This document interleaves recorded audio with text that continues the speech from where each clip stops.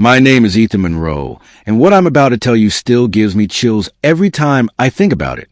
It started like any other weeknight. I was sitting at the kitchen table, helping my daughter Lily, who's 6, with her spelling homework when my phone rang. It was my mom. "We've been thinking," she said, her voice unusually cheerful. "You and Rachel deserve a night out. When's your anniversary?" I nearly dropped the phone.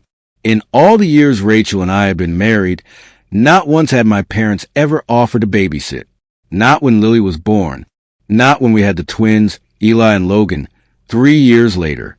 Not for anniversaries. Not for emergencies. Not even when we were desperate for just 1 hour of peace. I answered cautiously, "It's this Saturday." "But Mom, you've always said 3 kids was too much." "Nonsense," she replied. "We're their grandparents." It's time we stepped up. I walked into the kitchen where Rachel was prepping school lunches and told her what just happened. She froze, holding a spoon midair. "Your parents?" "The same people who missed Lily's preschool graduation because they lost track of time? Who didn't even call on the twins' last birthday?" "Those parents," I said. Rachel gave me a look I knew well. It wasn't anger. It was years of quiet disappointment. Her parents drove in from Ohio once a month. Mine lived 25 minutes away and couldn't remember what grade the kids were in. "Maybe they're trying to change," I said, half hoping she'd believe it. Rachel just shook her head and whispered, "I hope so. The kids deserve better." Saturday came.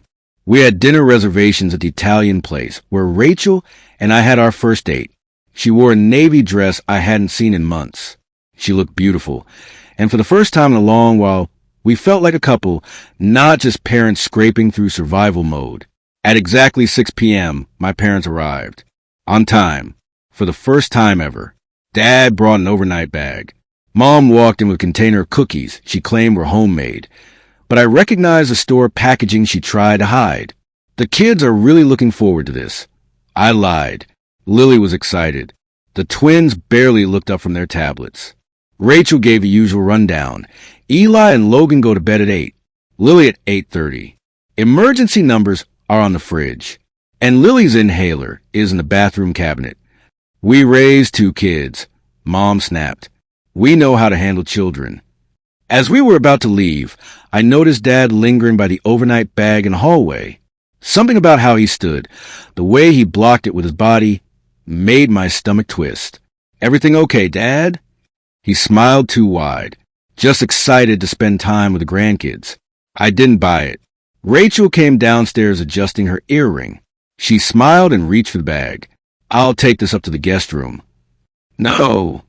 Dad shouted, but she had already unzipped it. She gasped, then screamed, "Ethan, get the kids. Call 911. Now!" I ran over, looked inside. I will never forget what I saw. Rope, duct tape, bottles of children's Benadryl, prescription sedatives with the labels torn off, a handgun, and 3 small suitcases. Pink for Lily, blue for the twins. Already packed. My voice broke. "What is this?" Mom's cheerful mask slipped. Her eyes went cold. "It's not what it looks like." Rachel was already upstairs pulling the kids into our room and locking the door. Dad moved the stairs. I stepped in his way. "Don't even try it." "We're trying to save them," he said. "From what?" "From you," Mom hissed. "From this life. From her." She pointed upstairs. "You've lost your minds." "Have we?" Mom's face twisted with fury. "You never call, never visit. You turn them against us. We invited you. You always had a choice." "Pity invites," Dad spat, "while our parents get to play the perfect grandparents." Sirens howled outside. My heart was in my throat. "We just wanted time," Mom sobbed. "Time with our grandchildren, without your rules." "So you pack sedatives and a gun? You call that love?" Dad looked desperate now. We were going to take them somewhere peaceful, show them a better life. Rachel and I both stared at them. With drugs? With fake suitcases? With a gun? The medicine was just in case. And the gun? For protection. From who? From us. The door burst open. Cops swarmed in, guns drawn. My parents hit the floor. Handcuffed. Arrested. I stood there frozen, watching the people who raised me being taken away like criminals. Because that's exactly what they were. At the police station, they confessed. They were planning to take the kids to Florida. They didn't have a condo there, but they'd rented a house. In Mexico. 6 months paid in cash. No extradition. They had fake passports for the kids. New names. New lives. They were going to vanish. They researched how to homeschool in countries that wouldn't ask questions. They were going to erase us from our children's lives.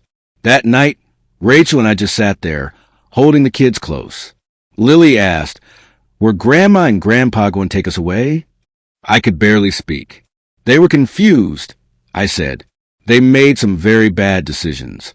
But they'd bring us back, right? Eli asked. We didn't answer. Because the truth? They never planned to.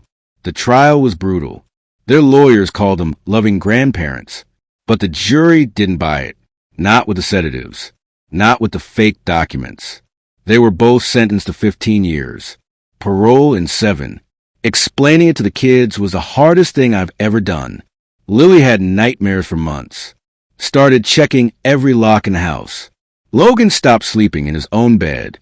Eli asked every day if it was safe for Grandma to come back.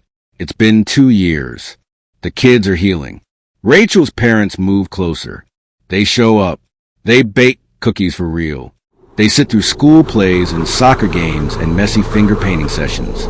They love our kids without needing control. Sometimes I get letters from prison. I don't open them anymore. The early ones were full of blame. We just wanted another chance. A real son would have understood.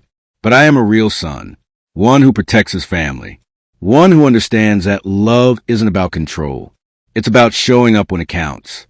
My parents had 12 years to be involved. They chose absence. Then they chose crime. Now they've lost everything. We never had that anniversary dinner. We ordered pizza, watched cartoons with our kids, held each other and cried. That night changed everything. Now, every year, we celebrate our anniversary together, with Lily, Eli, and Logan, not with candles and wine, but with games and ice cream and family hugs. Because that's what matters. Not what we almost lost, but what we still have. Safe, whole, and loved.